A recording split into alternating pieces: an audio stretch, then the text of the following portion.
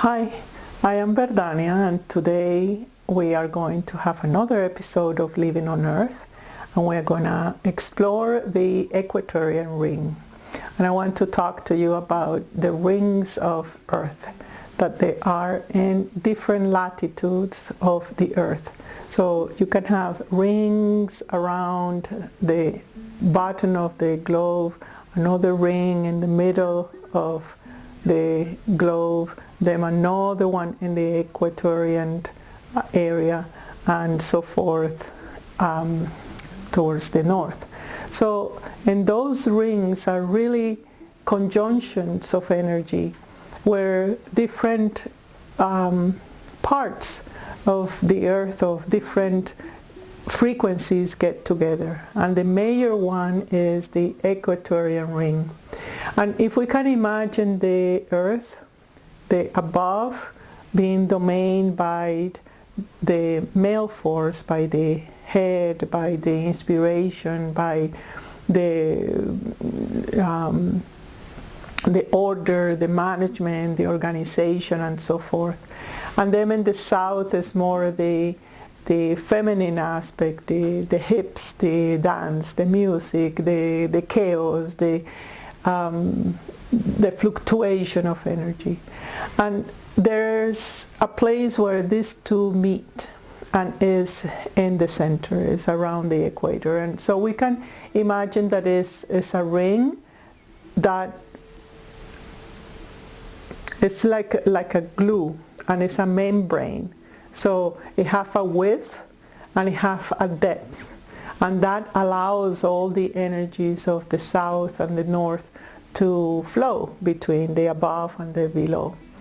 And it is important because it has a relationship to our body as well. You have the relationship to where is your middle, and we can see that is at the level of your navel a little bit, where you will say, I'm from here down, I am me, and from here up, I am me.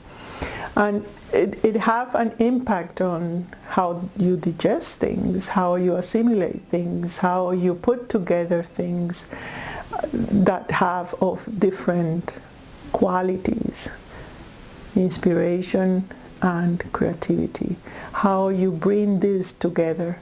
And in that harmonization, dancing through the planet, you're able to see that in all the equators of the planet, there have been a very important civilizations that have enhanced that quality of fraternity and impeccability, where you are not either male or female, where you all can shapeshift, where you with other races can come in and put in new information that can be assimilated either to above or to the below. So Earth, this is the main ring, but Earth really have a lot of those rings around, because there are many different marma points and different grids that need that cohesiveness.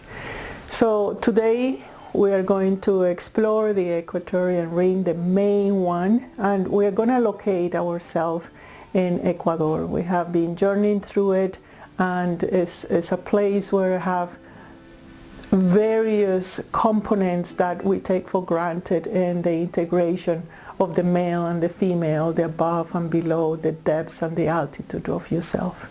So let's get started and accompany us to Ecuador.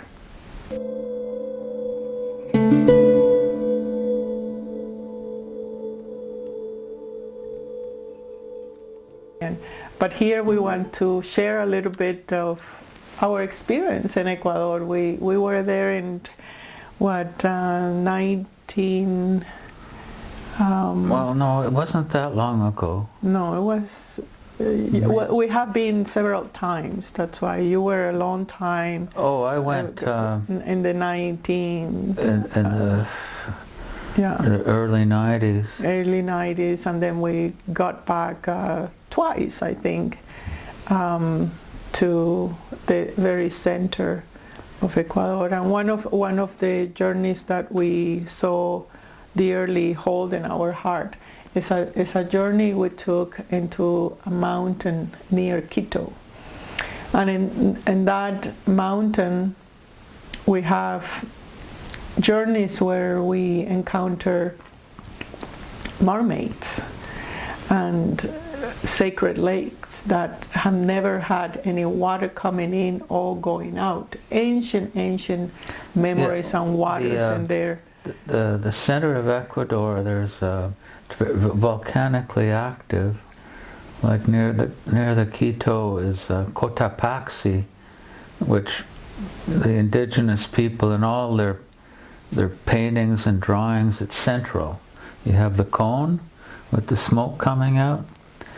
So the whole area is geologically active, and we visited a lake it's an ancient volcano, and this crystalline water in it. And the volcanoes are often portals to the underworld. They're portals to the different dimensions, the different realms. They're not necessarily physical openings, although some are, but it's an energetic opening which was created through which we can communicate with the beings from other dimensions. And also that location is part of the spine of Earth. It's part of the Kundalini of the Earth. It's the band that goes around the equator. Yeah, but in that volcanic ring, it is not only one volcano, but it is linked to the Galapagos volcanoes and the Hawaiis and all that ring of fire that we can see, that is the flow of lava in the planet. And right now South America is gaining more strength. It's getting more flow. And that's why one of the reasons we have chose Ecuador and is that the energy have to pass through it to go south and to connect the Antarctica and the pole and all the mountains, the ring mountains of the earth. So in there we did have that journey of the lake, and we also did have a journey on the center of the planet. We found some virtual civilizations and ancient civilizations that reveal itself when we start the work. Yeah, there was a time too where there was an old indigenous temple. Might be at the true equator. It was very, very close. It was like not even 10 kilometers from this place they call what was it, the something del mundo? The Centro del Mundo. Centro del Mundo, which is kind of a big tourist trap. But not far from there's an indigenous temple that we found. And we realized it's not by chance that they put it here. This is probably the real center, or close to it, you know. And we walked up and we started to do a ceremony, and then this little the indigenous, energetically he pops his head up to look at what we were doing, and he had like the crown kind of thing over his head, and they were wondering what the hell we were doing there, and that he was surprised to be seen by us. He was surprised to be seen that this temple was still active. Yeah. And it was cloaked. It was cloaked, yeah. But we had permission from these people at different locations indigenous shamans that we were able to, they opened the door for us. We had permission. Yeah, and it's funny work. that that was a human. It was as you describe it, and then in the other location were the mermaids, and then in the other locations were the fairies. That spa, that beautiful mountain where it was like Ikebana designed it in all the places of the mountains, petals, it was hot springs in the river and hot waters and flowering trees. It was really, really magical, and it was not only that the place was magical, but we were really observed by. You can breathe the fairies, you can breathe the magic, their medicine, their work in the plants. Yeah, they actually were a little taken aback. At first they... Yeah. No. Yeah, we represent a threat, and yeah. And same experience I went when I visited Cuenca. It's kind of the same magical little rivers, it's in the perfect climate, perfect amount of light and night, the perfect balance between the above and below, and the day and the night, and how cozy nature is around the globe, really. Not only in Ecuador, but nearby is them the Amazon, and then on the other side is Galapagos. And it's all so rich in the nature, how that area is. Although in Ecuador, it's right on the equator, the hottest place on Earth. But it's the altitude, which makes the climate so pleasant, because you're up 10,000 feet. But it's when you go down to sea level, it's very hot. Yeah. It's very, very hot. The sun is directly, you don't have a shadow. Yeah. You don't, it's... And you just say you don't have a shadow. It's something that is perfectly in alignment with the spine. In perfect alignment with your depths and your altitude. And that point zero, that point of gravity, it brings a lot of equilibrium. But I don't want to take that for granted. I am looking forward for the journey, and let's get ready for it.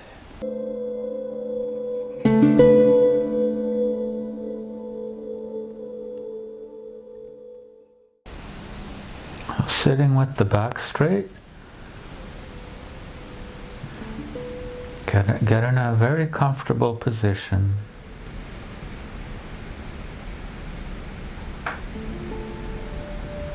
And begin a very relaxing breath.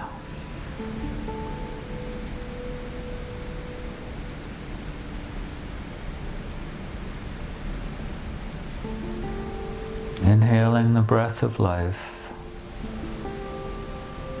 Feeling it rise and then descend.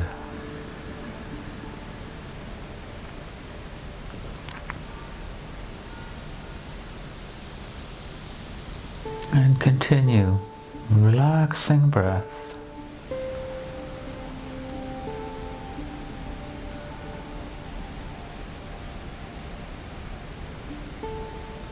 And exhale.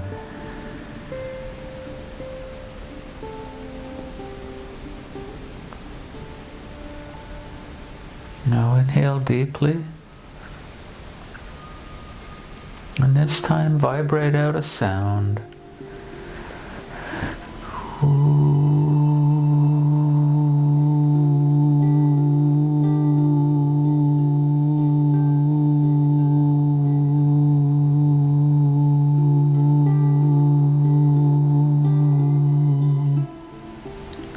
And continue.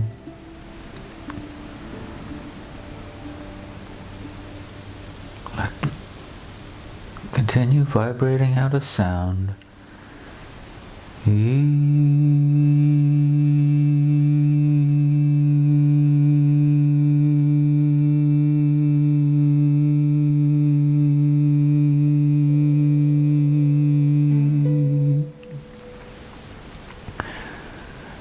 this sound becomes a frequency on which we travel.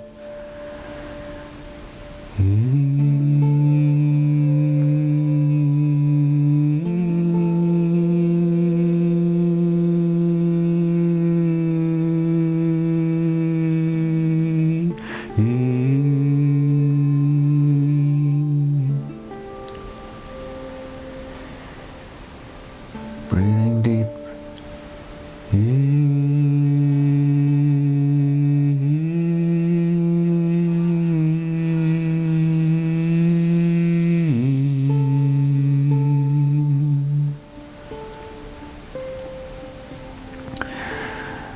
Imagine we're moving above the earth.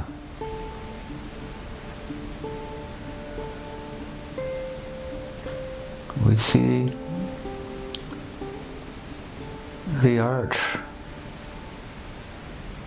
on the horizon, the circumference of the earth. As we travel, we're circling the earth. We see the different energy fields of earth. It's almost, they're liquid light, plasmic.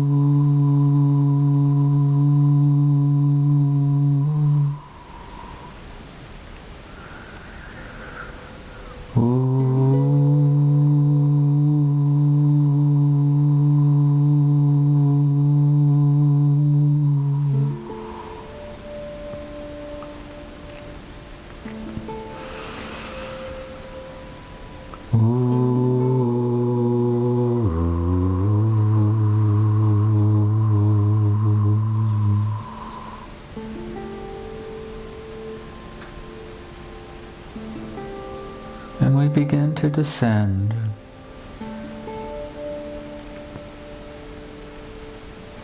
And there's an opening in the earth. It's a flower. It's shaped like a maple leaf. And we descend.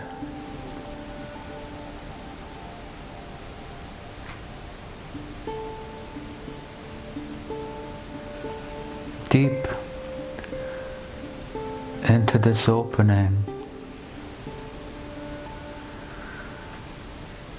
And as we descend, we go one layer upon another layer and another layer deeper.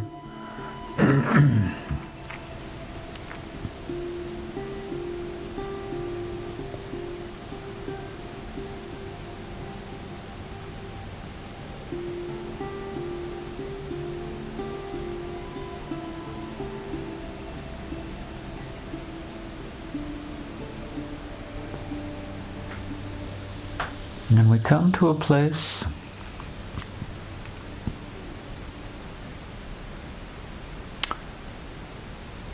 that's illuminated.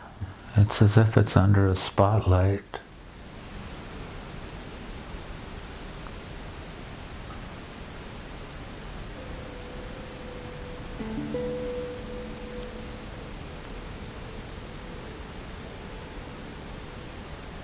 And there's a table, and there are different things on the table.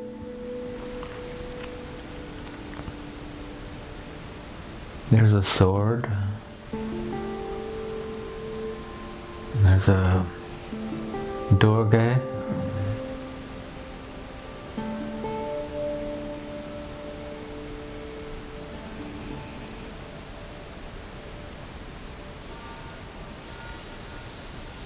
and we wonder what they mean.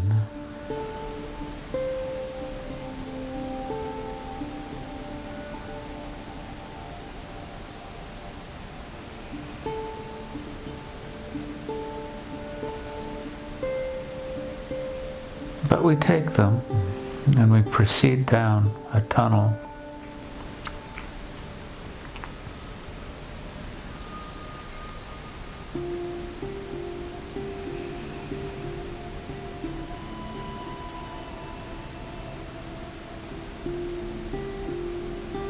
And there's a beautiful light, a dark, dark mauve, almost black, but still full of light.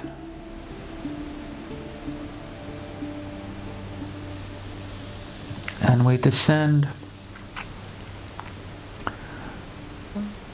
to a town or a city down here. It's a whole underworld.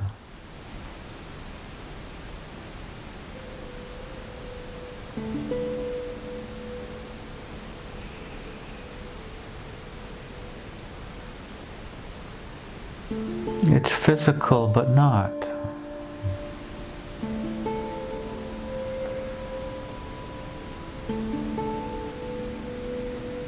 And we realize it's all under the water. This beautiful turquoise water. It's this realm of mermaid creatures. It's this world of, I wouldn't say non-physical, but they're certainly there.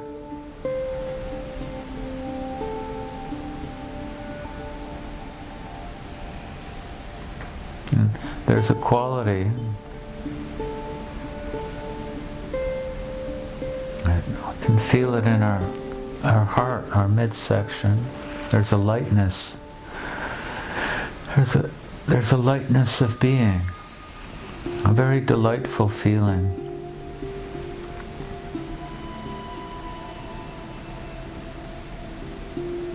To be in this place, to have shed the density of the 3D.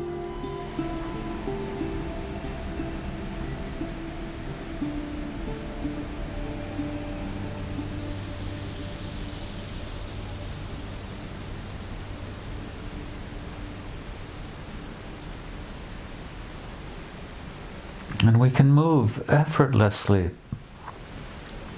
in this place under this crystalline water. Because it's not really water, it's a different substance. Turquoise.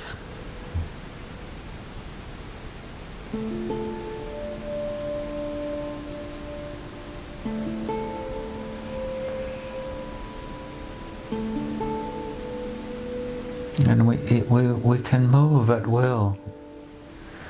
We're even moving before we even think the thought of moving. And we can dance around and spiral.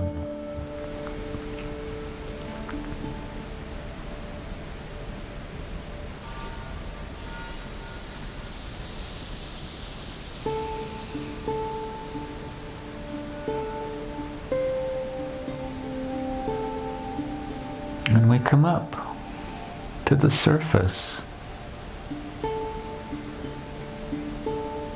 And then we see that we're in an underground cave. This cavity within the earth.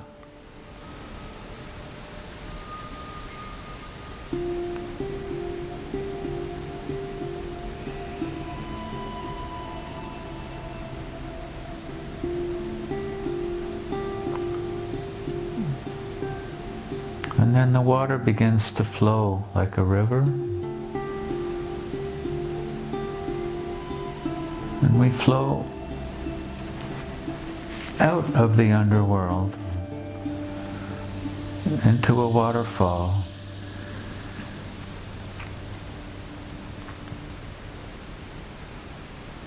And now we're back on the surface.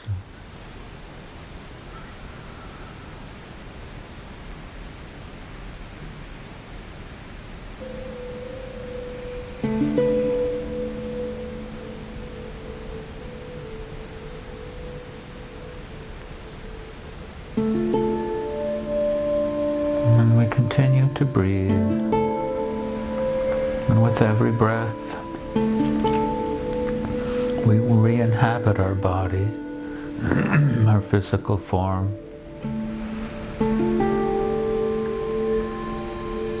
But with this memory of this place that we've just traveled,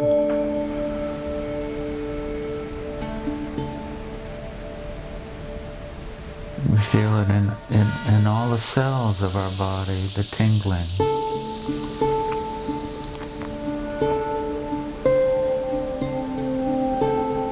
The knowledge of what is below our feet when we walk on the surface.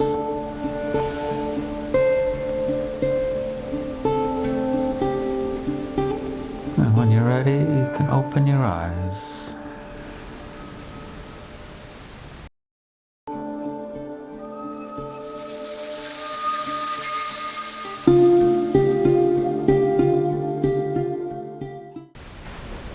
You like my mermaids, I guess. I think that's where we went. Is that when we came out, it was that lake, that crystalline lake in the old volcano. Because I remember at that time there was an underground city.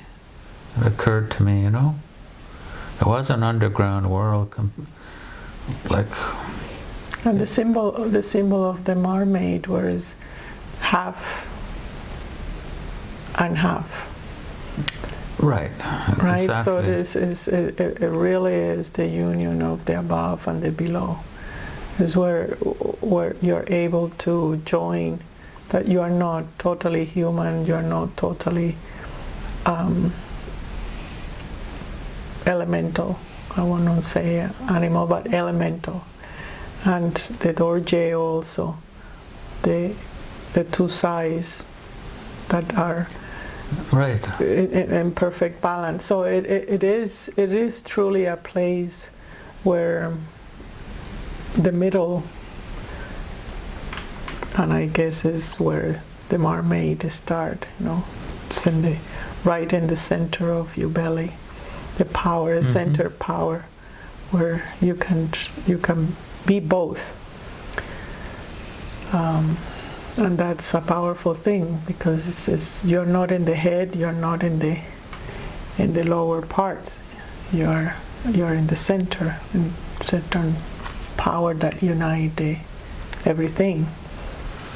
And also the mermaid can navigate different worlds with ease, it being half elemental, or half in the 3D and half in the 4D or the 5D. It felt more like the fifth dimension. There was a freedom, where the fourth dimension is very dependent on the third dimension, where the fifth dimension is not. It's reached a place of where it's realized itself.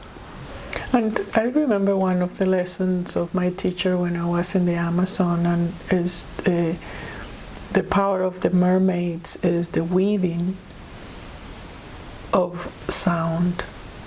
It weave the sound, and it can hypnotize you. It can soothe you, make you dull, or forget about who you are, and they're very enchanting. There's all their songs. The old talks, the old stories of sailors getting seduced. Right, yeah.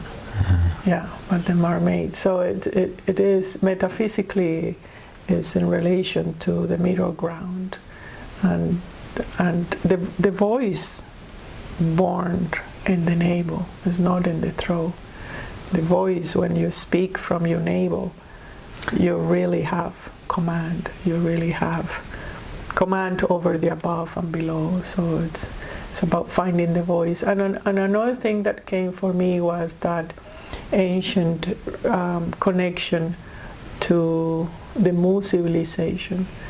The little flowers, they were fed by flowers. They were so subtle, so they didn't need any food. Just the smelling of the flowers was enough for them to nourish themselves.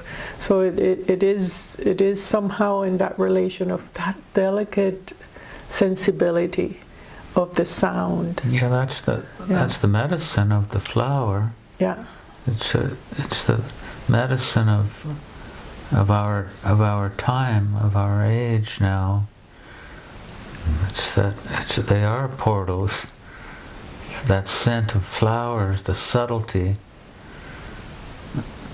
the way they just their expression is. It's so delicate and light and it's light and sensitive. And that's it. It's so light and delicate.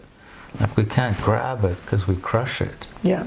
We just have to appreciate it. That was the frequency or of that world as we traveled and navigated in this journey. It was just like a flower. Mm-hmm. Mm-hmm. And if you try to grasp it and understand it, you destroy it. Yeah. Yeah. Where you have to be subtle enough. Yeah, to catch it. And invite you to be subtle. Is you cannot go into those places and try to understand Earth herself or tap into the ring of the equator if you don't have that sensibility, that relaxation within yourself. Yeah, so that was interesting too, that the portal into the earth was a flower. The portal into what we call earth is just a concept, but the portal into Gaia, into the spirit of earth, is a flower. Mm-hmm. Mm. Well, fascinating. I'm hoping that all of you follow us in this journey, because your participation really aids the presence in those places and liberating the qualities that those places we journey through. So keep tuned, like us, and I'll see you in our next episode of Living on Earth. Until then, bye.